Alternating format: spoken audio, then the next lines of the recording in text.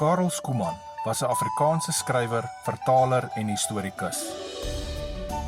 Nadat hy in 1956 aan die Hoër Jongersskool in die Parel gematrikuleer het, het hy taalkunde aan die Universiteit van die Oranje Vrystaat gestudeer en sy BA graad in 1959 behaal.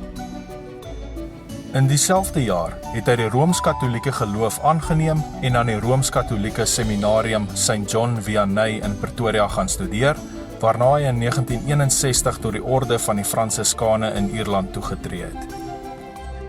Na 3 jaar se novisietaat in die kloosters van Killarney en Gilwold het hy besluit om nie sy gelofte as priester af te lê nie.